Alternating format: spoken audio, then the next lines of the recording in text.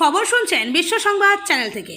আজ জানাবো পশ্চিমবঙ্গ দেশ বিদেশের বাছাই করা 30টি গুরুত্বপূর্ণ তাজা সংবাদ। খবর শুরুতে জানিয়ে দেব সংবাদ শিরোনাম, পরে বিস্তারিত। রাস্তা খুঁড়ে দিয়েছিল, ঢুকতে দেয়নি তৃণমূল সরকার, সেই বাড়িতেই বঙ্কিম শরণ শুভেন্দুর। রাঘব বোয়ালা আড়ালে রাম মন্দিরে হাজার হাজার কোটির চুরিতে সুপ্রিম কোর্টের হস্তক্ষেপ চাইল কংগ্রেস। তারাতলা বিপর্যয়ের পর G+5 নির্মাণ আপাতত বন্ধ, রেসিডেন্সিয়াল বিল্ডিংয়ে ছাড়, জানালেন মুখ্যমন্ত্রী। যে মা বড় করলো সেই মা অসুস্থ হলে দেখভাল করবি না, নাম না করে কাকে নিশানা মমতার, অডিও বার্তায় ফের খেলা ঘোরানোর ইঙ্গিত। ওদের জন্য বিনামূল্যে খাবার, কুণালের আবেদনে দ্রুত ব্যবস্থা শুভেন্দুর, ধন্যবাদ তৃণমূল বিধায়কের। অভিযুক্তের কোমরে দড়ি বেঁধে হাঁটানোর মামলায় বড় নির্দেশ হাইকোর্টের। রাম ভক্তদের পরীক্ষা করতে যাবেন না, অনুদান চুরিতে তোলপাড়ের মাঝে বিরোধীদের করা হুঁশিয়ারি যোগীর। কাউকে রেয়াত করা হবে না, তারাতলা বিপর্যয়ে ব্ল্যাকলিস্টেড নির্মাণ সংস্থা, জানালেন মুখ্যমন্ত্রী। ফের বেঙ্গল কেমিক্যালের পুকুর থেকে উদ্ধার অজ্ঞাত ব্যক্তির দেহ, তদন্তে পুলিশ। কলকাতায় এবার আয়ুষ্মান ভারতের সুবিধা, কোন কোন নামী হাসপাতালে বিনামূল্যে চিকিৎসা, দেখে নিন তালিকা। ফের মাটি চুরির অভিযোগ, নদিয়ায় সরকারি জমি লুটের মামলায় কাঠগড়ায় অভিষেক। 20% ডিএ বৃদ্ধির পর জারি হলো নয়া বিজ্ঞপ্তি, জুলাই থেকে ছুটি বাড়ছে সরকারি কর্মীদের।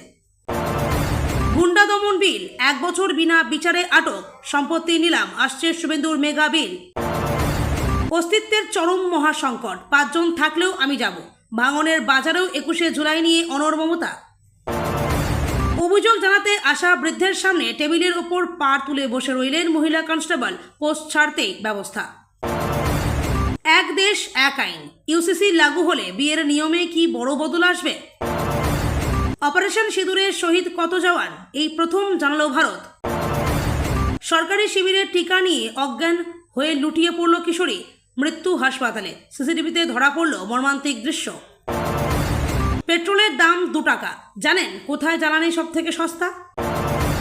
হেলমেট ও পুলিশের ঢালও ব্যর্থ, থানা থেকে বেরোতেই তৃণমূল নেতা ও তার ছেলের ওপর ডিমের বর্ষা। তামান্না খুনে ধৃত বেড়ে 19, ট্রানজিট রিমান্ডে আনা হলো মিনারুলকে, আরও 5 জনের খোঁজে পুলিশ। এবার নিজেই ভোটের ময়দানে প্রশান্ত কিশোর, বিজেপির দুর্গে দাঁড়িয়ে মুখ্যমন্ত্রীকে চ্যালেঞ্জ পিকের। 1 জুলাই থেকে বদলে যাচ্ছে নিয়ম, পাসপোর্ট ফিতে থেকে ট্রেনের জরিমানা বৃদ্ধি, আমজনতার পকেটে বড়সড় ধাক্কা। ইসলামীকরণ ঠেকাতে তোড়জোড়, লাউডস্পিকারে আজান বন্ধ করার পরিকল্পনা ইউরোপের এই দেশের।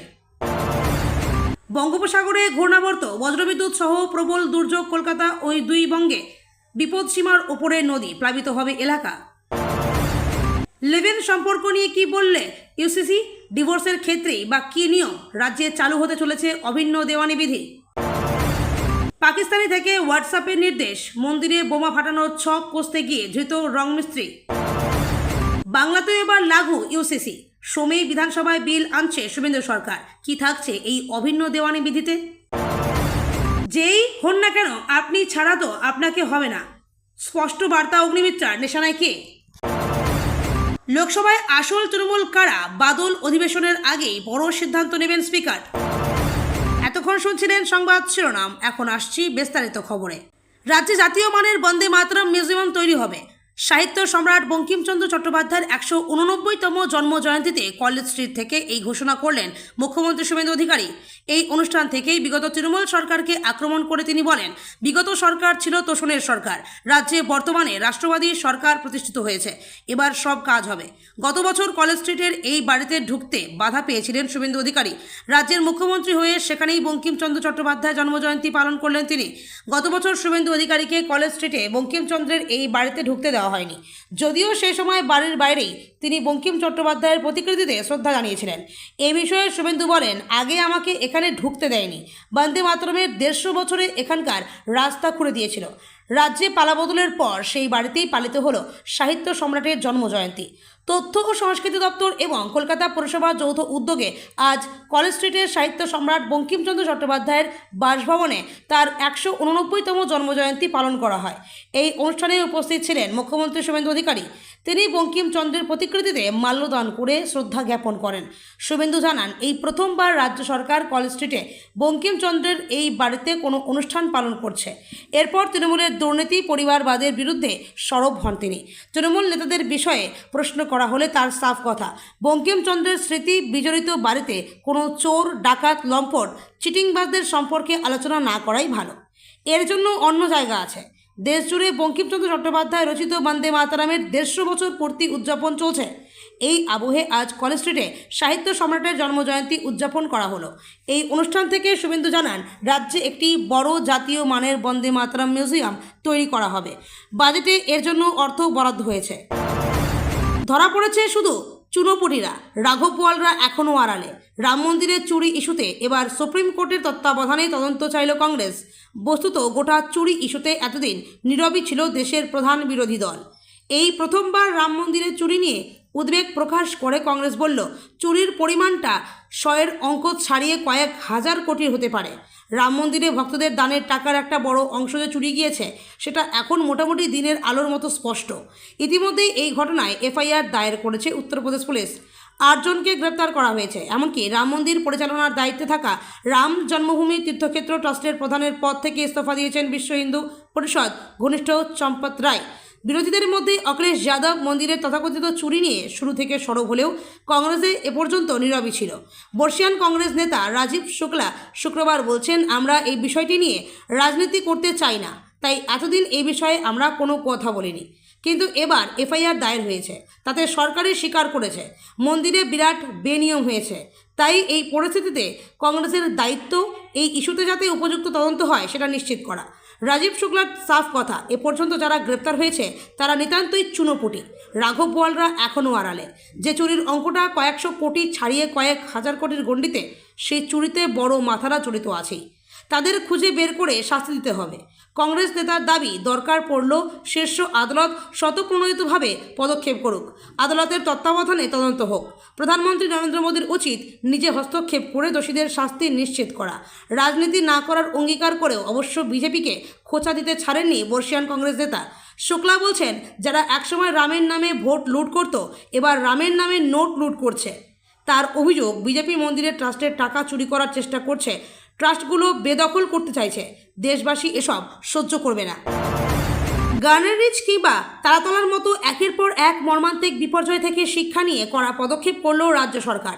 মানুষের জীবনের মূল্যকে সর্বোচ্চ অগ্রাধিকার দিয়ে আগামী 1 মাসের জন্য বন্ধ করে দেওয়া হলো কলকাতা ও শহরতলির সমস্ত G5 6 তলা বা তার বেশি বাণিজ্যিক ভবনের নির্মাণ কাজ। নকশায় বড়সড় ত্রুটি বা অনিয়ম মিললে সংশ্লিষ্ট বহুতলের প্ল্যান চিরতরে বাতিল করা হতে পারে বলে স্পষ্ট হুঁশিয়ারি দিয়ে রাখলেন মুখ্যমন্ত্রী শুভেন্দু অধিকারী। শুক্রবার PWD টেন্টে সাংবাদিক বৈঠকে মুখ্যমন্ত্রী শুভেন্দু অধিকারী জানান, 1 মাসের জন্য রাজ্যের বিস্তীর্ণ অঞ্চলের বেসরকারি বাণিজ্যিক নির্মাণ কাজের উপর সম্পূর্ণ নিষেধাজ্ঞা জারি থাকবে। মূলত যে সমস্ত এলাকা অডিট কমিটির কড়া নজরদারির আওতায় আসছে, সেগুলো হলো নয়া নিয়মে এই সমস্ত এলাকার G+5 বা তার বেশি উচ্চতার বাণিজ্যিক ভবনগুলি স্বাস্থ্য পরীক্ষা করতে 10-11 সদস্যের বিশেষজ্ঞ অডিট কমিটি গঠন করা হয়েছে। কমিটির তদন্তে যদি কোনো বহুতলের নির্মাণে বা নকশায় বড়সড় গাফিলতি ধরা পড়ে, তবে তার সরকারি অনুমোদন পুরোপুরি বাতিল করে দেওয়া হবে। তবে ত্রুটি যদি সামান্য বা সংশোধনযোগ্য হয়, সেক্ষেত্রে নির্মাণ সংস্থাকে তা শুধরে নেওয়ার সুযোগ দেওয়া হবে। অডিট কমিটির এই কঠোর স্বাস্থ্য পরীক্ষায় পাশ করলে তবেই আগামী 1 আগস্ট থেকে ফের নতুন করে নির্মাণ কাজ শুরু করার অনুমতি মিলবে। সাংবাদিক বৈঠকে মুখ্যমন্ত্রী সরকারের অবস্থান ব্যাখ্যা করে বলেন, রাজ্যে নগরায়ন আটকে দেওয়া সরকারের উদ্দেশ্য নয়, কিন্তু মানুষের জীবনের দাম অনেক বেশি। সেই কারণেই নির্মাণ কাজ আইন মেনে ঠিকঠাক হচ্ছে কিনা তা খতিয়ে দেখা অত্যন্ত জরুরি। তবে এই কড়াকড়ির জেরে সাধারণ মানুষের আতঙ্কিত হওয়ার বা বিভ্রান্ত হওয়ার কোনো কারণ নেই। মুখ্যমন্ত্রী স্পষ্ট করে দিয়েছেন যে সাধারণ মানুষের বসতবাড়ির সংস্কারমূলক কাজ বা মেরামতি এই নিয়মের এখতিয়ারভুক্ত নয়। এই 1 মাসের নিষেধাজ্ঞা চলাকালীন আম জনতা তাদের নিজস্ব বসতবাড়ির যাবতীয় নির্মাণ ও মেরামতির কাজ নির্দ্বিধায় চালিয়ে যেতে পারবেন। তদন্ত প্রক্রিয়ার গতি বাড়াতে অডিট কমিটিকে সুনির্দিষ্ট সময়সীমা বেঁধে দিয়েছেন মুখ্যমন্ত্রী। কমিটির সদস্যরা প্রাথমিকভাবে বহুতলগুলির ব্লুপ্রিন্ট বা নকশা যথাযথ রয়েছে কিনা তা খতিয়ে পরীক্ষা করবেন এবং আগামী 7 দিনের মধ্যে সরকারের কাছে একটি প্রাথমিক তদন্ত রিপোর্ট পেশ করবেন। উত্তর কলকাতা জেলা তৃণমূল কংগ্রেসের কর্মী সভায় এক আবেগঘন ও অত্যন্ত তাৎপর্যপূর্ণ অডিও বার্তা দিলেন দলনেত্রী মমতা ব্যানার্জি। শারীরিক অসুস্থতা বা অন্য কোনো কারণে তিনি সশরীরে উপস্থিত থাকতে না পারলেও দলের বর্ষিয়ান নেতা কুণাল ঘোষের উদ্যোগে ওই সভায় নেত্রীর একটি দীর্ঘ ভয়েস রেকর্ডিং শোনানো হয়। সেই বার্তায় দলের বর্তমান অভ্যন্তরীণ সংকট, 21শে জুলাইয়ের প্রস্তুতি, বিজেপি ও পুলিশের একাংশের ভূমিকা এবং বিশেষ করে ঋতব্রত ব্যানার্জির নাম করে তীব্র আক্রমণ শানিয়েছেন মমতা। দলনেত্রীর এই বার্তা ঘিরে স্বাভাবিকভাবেই রাজনৈতিক মহলে শোরগোল পড়ে গিয়েছে। নেত্রী তার বার্তায় শুরুতেই দলের অনুগত কর্মীদের অভিনন্দন জানিয়ে বলেন, বর্তমানে সাধারণ কর্মীদের ওপর অত্যাচারের পর অত্যাচার চালানো হচ্ছে, একের পর এক মিথ্যে মামলা দেওয়া হচ্ছে এবং হকারদের অন্যায়ভাবে উচ্ছেদ করা হচ্ছে। মানুষ আজ ভীত সন্ত্রস্ত, কিন্তু এই কঠিন পরিস্থিতিতেও মানুষের পাশে দাঁড়িয়ে একমাত্র তৃণমূল কংগ্রেসই সংঘবদ্ধভাবে লড়াই করতে পারে। এরপরেই ক্ষোভ উগরে দিয়ে তিনি বলেন, যারা আজ নিজেদের স্বার্থে সাধারণ কর্মীদের ঠকিয়ে এবং বেইমানি করে দলে এই চরম সংকট বা ক্রাইসিস তৈরি করেছে, তারা তো সরাসরি বিজেপিতেই চলে যেতে পারত। এই প্রসঙ্গে সিপিএম থেকে বহিষ্কৃত নেতা ঋতব্রত ব্যানার্জির নাম না তুলে তীব্র নিশানায় মমতা বলেন, সিপিএম একটা কাজ অন্তত ভালো করেছিল যে একে তাড়িয়ে দিয়েছিল শুধুমাত্র নিজেদের সম্পত্তি বাঁচানোর জন্য, এবং কেসের ভয়ে যারা মায়ের মতো দলের সঙ্গে বিশ্বাসঘাতকতা করলেন তাদের কোনো ক্ষমা নেই। আজ হয়তো তারা সাময়িক লাভবান, কিন্তু আগামী দিনে রাজ্যের জনগণ তাদের কাছ থেকে কড়াই গণ্ডায় কৈফিয়ত বুঝে নেবে। কর্মীদের আবেগ ছুঁয়ে তিনি প্রশ্ন তোলেন, যে মা আপনাকে বড় করলো, আজ যখন সেই মায় অসুস্থ তখন কি তার দেখভাল করবি না? বেঈমানদের প্রতি হুঁশিয়ারি দিয়েও তিনি বলেন, এখনও যাদের সুবুদ্ধি আছে তারা ফিরে আসুন। বক্তব্যের পরবর্তী অংশে রাজ্যের বর্তমান পুলিশ প্রশাসনের ভূমিকা নিয়ে নজরবিহীন ক্ষোভ প্রকাশ করেন মুখ্যমন্ত্রী। তিনি বলেন, আমিও পুলিশকে খুব কাছ থেকে দেখেছি, কিন্তু এখনকার এই পুলিশ আমার সম্পূর্ণ অচেনা। পুলিশের কাজ যেখানে মানুষের পাশে থাকা এবং আইন মেনে চলা, সেখানে এখন একাংশ যা খুশি তাই করে যাচ্ছে। কেন্দ্রের বিজেপি সরকারকে নিশানা করে তিনি অভিযোগ করেন, অভিষেক ব্যানার্জির অকারণে হেনস্থা করা হচ্ছে, মিড ডে মিলের ডিম দিয়ে তৃণমূল কর্মীদের উপর হামলা চালানো হচ্ছে এবং সংবাদ মাধ্যমের কণ্ঠরোধ করা হচ্ছে। গণতন্ত্রে কখনো ফ্রিডম অফ স্পিচ বা বাক স্বাধীনতা এভাবে বন্ধ করা যায় না।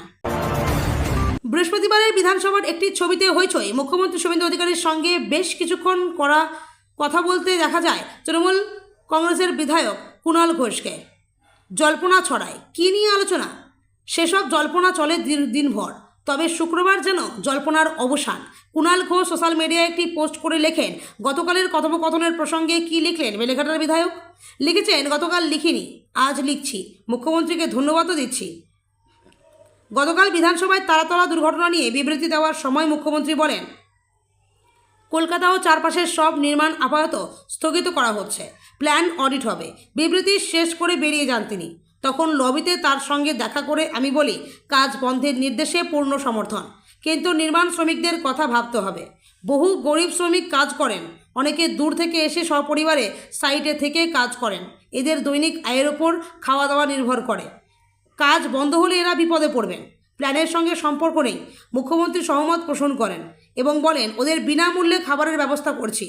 এই বিষয়টা কাল আমি সাংবাদিকদের বলিনি, কারণ মুখ্যমন্ত্রী ব্যবস্থা করে নিশ্চয়ই যথাসময়ে জানাতেন। আজ শুনলাম মুখ্যমন্ত্রী বিষয়টি নিজে বলেছেন। বিল্ডারদের এ বিষয়ে জানিয়ে দেওয়া হয়েছে। নির্মাণ শ্রমিকদের যাতে এই সংক্রান্ত সমস্যা না হয়, এজন্যও মুখ্যমন্ত্রীকে ধন্যবাদ জানাচ্ছি।